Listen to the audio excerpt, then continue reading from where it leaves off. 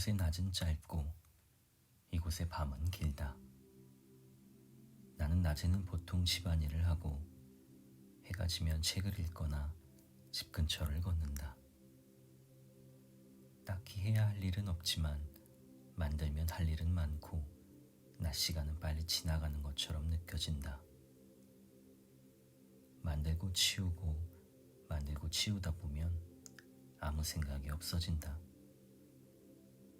자몽청을 만들어 보기로 한다. 자몽 손질은 처음 해봤는데 잘 되지 않았다. 자몽의 과육만 발라내려고 했는데 자몽 알갱이가 한 알 한 알 떨어져 나오더니 두 손이 알갱이로 범벅이 되었다. 즙이 줄줄 흘러 이미 자몽차 2잔을 완성한 기분이었다. 차를 만들긴 만들었고 손에는 자몽팩을 했다 생각했고 그러니까 망쳤다는 생각 같은 건 하지 않았다. 자몽청을 다 만들어 놓고서 다시는 하지 말아야지 다짐하고서 흐미를 1시간 정도 들었다. 바람이 부는 휘파람 소리, 광활한 대지의 노래. 후미인지 흐미인지 모르겠지만 나는 그냥 흐미라고 한다. 처음 라디오에서 흐미를 들었을 때가 생각난다. 그 이후로 계속 찾아 듣고 있는데 흐미를 들을 때의 나는 같이 듣는 사람이 진지하면 같이 진지했고 웃음이 터지면 같이 웃곤 했다.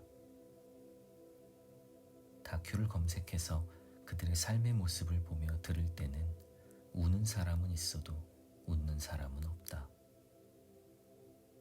나는 몽골에 가본 적은 없지만 몽골에서 흐미를 배워본 사람을 둘이나 알고 있다. 이곳에 온 다음 날 나는 올해의 첫 매미 울음소리를 들었었다. 그렇게 6월이 갔고 7월이 가고 있다. 하루하루가 가고 있다는 것, 시간이 흐르고 있다는 것을 아주 잘 느끼고 있다. 시간이 흐른다는 것을 의식하면서 숨을 쉬는 일은 재미있고 행복하다. 서울에 살 때의 나는 시간이 가는 것이 두려웠고 이런 말을 꽤 자주 했었다. 미안해, 시간이 없어. 무엇이 미안하다는 것인지 또 그 말은 진심이었는지 생각해본다. 나는 그때의 내가 화가 나 있었다고 생각한다. 내 시간만 없는 것도 아니었을 텐데. 111년 만에 폭염이라고 한다. 3단지 앞 버스 정류장에서 붕어빵과 옥수수를 파는 아주머니는 오늘 같은 날에도 나왔을까? 이런 것을 궁금해하며 지낸다. 예전에는 다른 많은 것을 궁금해하며 지냈다.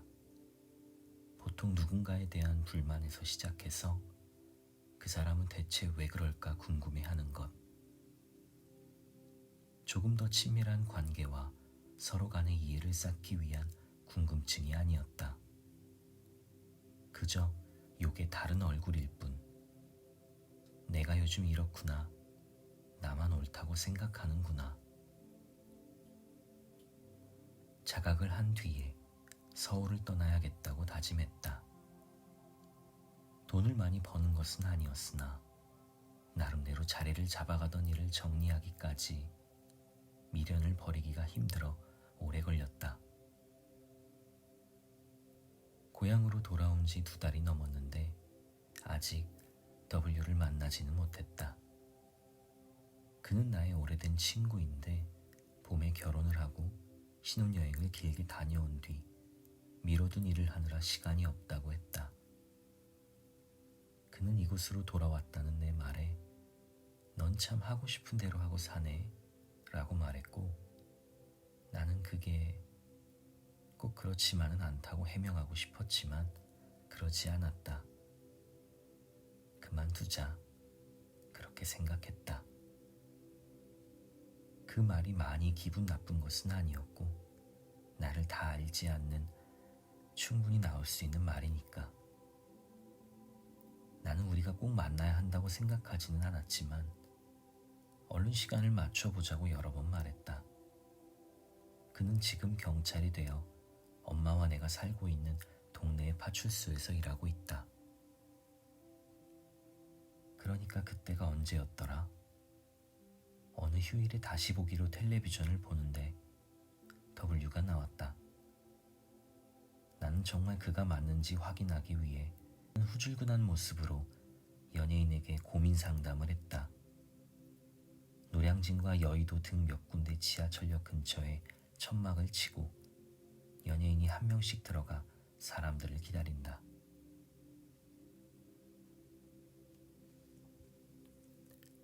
그리고 들어온 사람들과 대화를 나눈 뒤 탁자에 놓인 종이에 나쁜 기억을 쓴 다음 지우개로 지우는 컨셉의 방송이었다. W는 미래에 대한 불안감을 마치 죄를 지은 사람처럼 몹시 주눅든 모습으로 말하다가 끝내 눈물을 터뜨렸고, 연예인은 그런 그에게 나도 젊었을 적에 매일매일 불안했다고 말했다. W는 연필을 들어 지우고 싶은 나쁜 기억들을 차례로 적어 나갔고, 그런 다음엔 연예인이 준 지우개로 그것들을 하나씩 지워 나갔다. 나는 우리가 함께 보낸 어린 시절을 떠올리며 나쁜 기억 말고 아름다웠던 기억을 찾으려 그날 오후 내내 생각했고, 마침내 자율학습 시간에 몰래 나가 베스킨라빈스 아이스크림을 먹었던 것. 그 정도를 나는 겨우 기억해낼 수 있었다. 아직 이곳에 서너 명 정도의 오랜 친구들이 산다. C는 타 지역에서 일을 하다가 적어진 급여를 감수하고서 몇 년 전 이곳으로 돌아왔고, W는 노량진에서 오래 공부를 하다가 경찰이 되어 돌아왔다. 그리고 K는 고등학교를 졸업한 뒤 가족 모두 부천으로 이사를 갔다가 작년에 엄마와 함께 돌아왔다.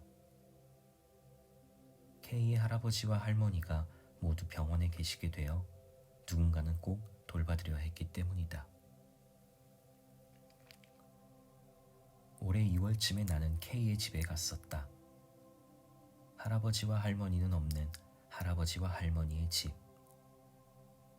아무래도 상황이 좀 그래서 집들이 같은 느낌으로 간 것은 아니었고, 그냥 생활에 필요한 몇 가지를 사갔다. 손세정제와 물티슈, 디퓨저 같은 것들이었다. 작년 가을에 이케아에서 산 가구를 함께 조립하기 위해 갔던 이후로는 처음이었다. 당시에 나는 토요일 아침 9시까지 출근을 해야 했지만 새벽 5시까지 가구를 조립했었다. 아무튼 우리는 떡볶이를 안주로 낮술을 조금 했고, 뒤늦게 도착한 M과 함께 K의 집 근처에 있는 장릉으로 산책을 하러 갔다. 추웠지만 낮이어서 괜찮았다는 기억이 난다. 우리가 산책을 간 곳은 원종과 인원왕후의 무덤이었다. 급할 일도 없는데 급하게 나오느라 모두 현금이 없었는데 입장료 결제를 카드로 할 수 있을까 가는 내내 그 이야기만 했다. 그리 큰 걱정은 아니어서 다시 돌아가진 않았다. 안내소를 기웃거리는데 직원이 얼굴을 내밀고 오늘은 무료라고 말했다. 우리는 왜 무료인지 궁금해하면서 가벼운 발걸음으로 입장했다. 운이 정말 좋았다. 운이 정말 좋았다고 우리는 여러 번 이야기했다. 입장료는 1,000원이었지만 뭐랄까, 그 즈음에 우리에겐 1,000원짜리 입장료를 내지 않아도 되는 일보다 운이 좋았던 일은 없었던 것이다. K는 정말이지 크게 숨을 들이마시고 내쉬며 오랜만에 조금 숨통이 트인다고 말했다. K는 정말이지 크게 숨을 들이마시고 내쉬며 오랜만에 조금 숨통이 트인다고 말했다. 아닌 게 아니라 K는 아픈 할아버지와 아픈 할머니와 일을 하며 양쪽 병원을 다니는 엄마를 보는 일상에 조금 지친 기색이었다.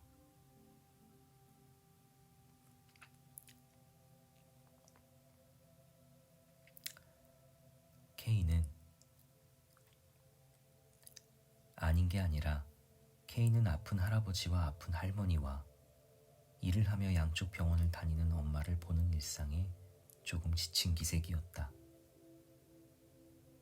K는 담담하게 이런저런 이야기를 하며 울컥 목이 메는 것도 같았지만 금세 공기가 시원하다며 좋아했다.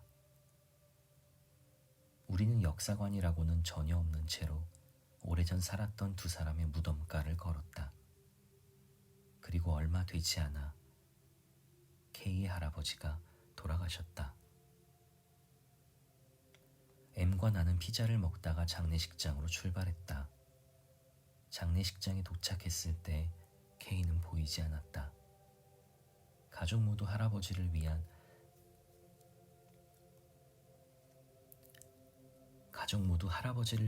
미사를 드리는 중이고 K가 곧 올 거라는 말을 전해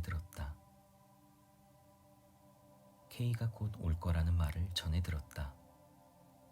M과 내가 자리에 앉아 식사를 하려고 할 무렵 K가 가족들과 함께 울면서 들어왔다. 모두가 울고 있었고 그 모습을 식사를 하던 많은 사람이 바라보았다.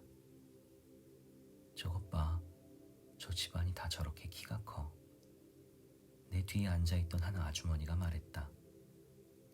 아마 우리 집 식구들을 보았다면 이렇게 말했겠지.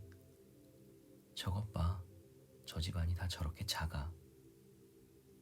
나는 오래 살아야겠다고 생각했다. K는 곧 나를 발견했고 곧장 내 옆으로 와 오래 울었다.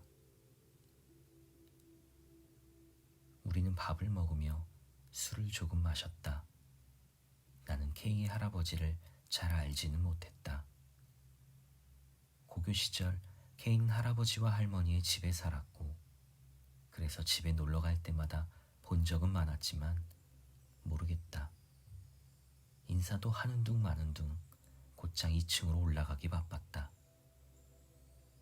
M과 나는 할아버지를 둘러싼 많은 이야기들 중에서 할아버지의 착함에 중점을 둔 여러 에피소드를 들었다. K도 부천으로 간 뒤 오래 떨어져 살았기 때문에 많은 것을 기억하진 못했지만 엄마나 친척들로부터 전해 들은 이야기를 더해 우리에게 들려주었다.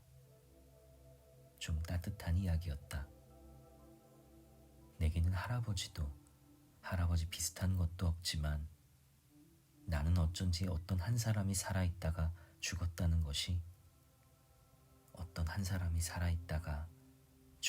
것을 비로소 느낄 수 있었다. 어떻게 들릴지 모르겠지만 그제서야 처음으로 죽음이라는 것을 느꼈던 것이다. 그간의 많은 죽음들을 나는 도저히 믿을 수가 없었다. 스스로도 믿을 수 없고 믿어지지도 않던 날들. 할아버지가 돌아가신 것을 할머니는 모르신다고 K는 말했다. 흠이가 흘러나오는 영상을 끄고 붕어빵을 파는 아주머니를 생각한다. 붕어빵을 사올까?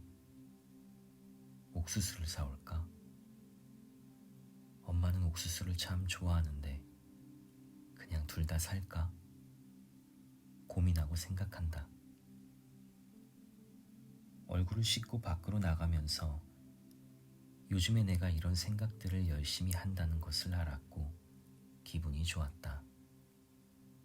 나는 죽어도 알 수 없는 타인의 마음 같은 것을 신경 쓰면서 초조해하지 않고 내가 결정하면 되는 것들을 생각하는 것. 그것이 죽느냐 사느냐는 아니고 붕어빵이냐 옥수수냐 하는 것이지만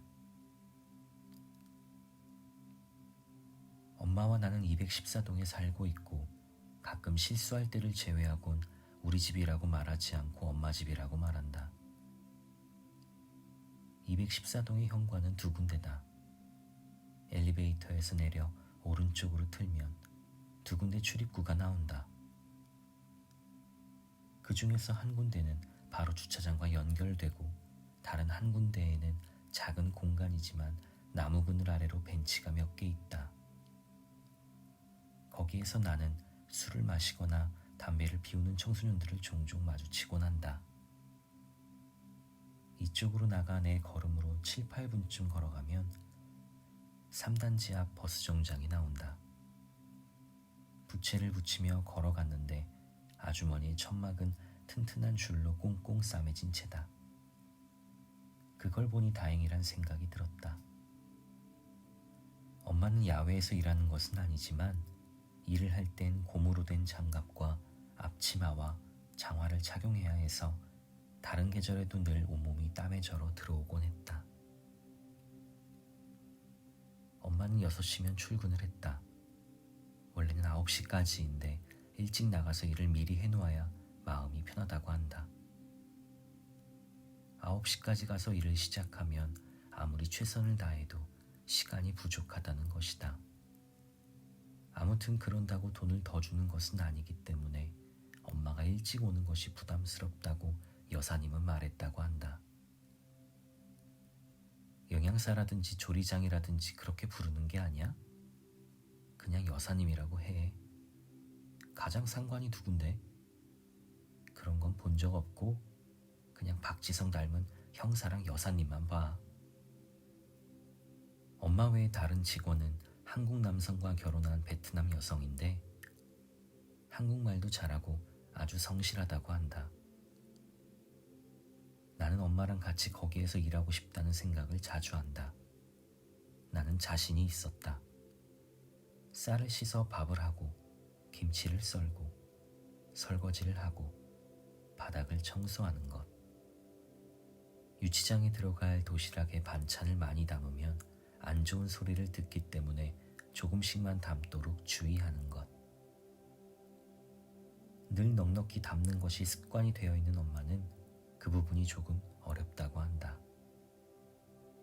나는 새벽마다 출근하는 엄마를 배웅하고 다시 조금 더 자곤 한다. 붕어빵도 옥수수도 사지 못하고 돌아오는 길에 보니 현관앞 벤치에 지우와 지우가 있다. 얘들은 여기 와서 알게 된 초등학생들인데 옆에서 고등학생들이 술을 마시건 담배를 피우건 개의치 않고 자기들끼리 잘 논다. 방학했지? 어제요. 내가 말을 걸자 뒤를 돌아 나를 보며 대답한다. 둘 다 옷에 뭘 잔뜩 묻힌 채 액괴인지 슬라임인지 하는 것을 주물럭거리고 있다. 그거 안 지겨워? 이번엔 다른 방법으로 만든 거예요. 안 더워? 더워요. 근데 왜 밖에서 놀아? 내 말에 둘은 대답이 없었고 다시 등을 돌려서 가지고 놀던 것을 조물락조물락 한다. 근데 왜 밖에서 노냐니? 덥지만 밖에서 놀고 싶으니까 놀겠지. 나는 바보 같은 말을 했다고 생각했고 그 애들의 침묵이 마음에 들었다. 잠시 그 옆에 앉아 작은 두 손들을 바라보았다. 흙이 없어서 저러나 생각했고 지유와 지호는 꽤나 열심히 슬라임을 주물렀다. 야, 너 김채리 알지? 걔 꿈이 초능력자래. 말도 안 돼. 땀을 흘리며 둘은 체리의 근황에 대해 이야기를 이어나갔다. 나는 체리가 부러웠다. 사탕 갖다 줄까? 아니요. 왜? 당뇨병 걸려요. 우리 아빠가 당뇨거든요. 그럼 마이쮸는? 마이쮸 주세요. 사탕은 안 되고 마이쮸는 돼? 둘은 대답이 없었고 나는 집으로 올라가 마이쮸를 가지고 내려왔다. 하나를 까먹었고 나머지는 지우와 지우에게 준 다음 나는 다시 올라왔다. 엄마가 올 시간이 다 되어간다. 콩나물 김칫국을 끓이기로 한다. 음식 솜씨가 별로 없어서 천천히 열심히 해야 한다. 엄마는 처음에 내가 엄마 나 여기로 들어와도 돼? 라고 물었을 때 아무런 대답을 하지 않았고 나는 예상치 못한 엄마의 반응에 상처를 받은 뒤 새벽 3시에 택시를 타고 서울로 돌아와 오래 울었었다. 잊을 수도 없고 원망도 없다. 내일 영화 볼까? M이다. 나는 응 이라고 답장을 보낸다. 내가 버스를 타고 갈게. 데리러 오지 않아도 돼. 아니야, 데리러 갈게. 아니야, 미안하게 왜 그래. 내가 갈게. 광역버스를 타면 금방 가. 에이, 너무 덥잖아. 그러면 내가 60-3번을 타면 영화관에서 만나면 좋겠고 8000번을 타면 송정역까지 와주면 좋겠고 21번을 타면 개화역까지 와주면 좋겠어. 먼저 오는 것을 타고 연락할게. 그렇게 해줄래? 알겠어. 모든 것이 더 조심스러워지고 있다. 영화를 보기로 했으면 영화를 보면 되지. 어떻게 가는지가 이렇게나 중요한 문제인가 모르겠다. 데리러 온다고 했을 때 그냥 그러라고 할 수는 없었던 걸까? 나는 어딘가 조금씩 달라지고 있는 나의 태도로 인해 일상의 대화가 불편하다는 느낌을 받았고 그것을 완전히 자각한 뒤부터 자주 괴로웠다. 그러나 결국엔 지금의 나 자신을 받아들여야 한다는 것을 알게 되었는데 당연한 말이었지만 쉽지는 않았다. 내가 왜 이렇게 되었는지부터 알고 싶었기 때문이다. 그러나 결국 나는 나이기 때문에 나 자신을 아무 이유 없이 받아들일 것이고 그런 다짐을 하게 된 것에는 M의 영향이 컸다. 나도 모르게 M을 괴롭히다가 착하게 사는 그런 어떤 수행을 하는 중이야? 아니, 내가 싫지 않아? 왜 싫어? 달라진 거 모르겠어? 그게 왜? 이런 대화를 하게 되었다. 계속 서로 묻기만 하는. M은 내가 자신을 의심스러운 포즈로 바라보거나 비관적인 말을 해도 늘 한결같은 시선으로 나를 바라봐 준다. 한동안 우리 사이에는 대화가 없었다. 지난 가을부터 올 봄까지 나는 정말 자주 울었는데 M에게 바라는 것이 있는 것은 아니었다. 나는 단지 모든 것을 멈추고 싶었고 그러나 그 후의 삶이 두려워서 자주 울었다. 그런 나의 매일에 대한 말들은 할 수 없다기보다는 하면 안 되는 것에 가까웠다. 언젠가 결국엔 그만하라는 말을 들을 것 같아서였다. 그 즈음엔 내가 몇 년 전 오래 알고 지낸 후배에게 들은 누나, 그렇게 살지 마세요 라는 말을 자주 복기했다. 쉽게 뱉은 말이었을까? 어렵게 꺼낸 말이었을까? 나를 비아냥댄 걸까? 내게 상처를 받았던 걸까? 그러니까 나는 무엇인가? 나는 내가 거의 모든 것을 멈추고 싶었다거나 이곳으로 돌아올 수밖에 없었던 이유가 그 말 때문이라고는 생각하지 않는다.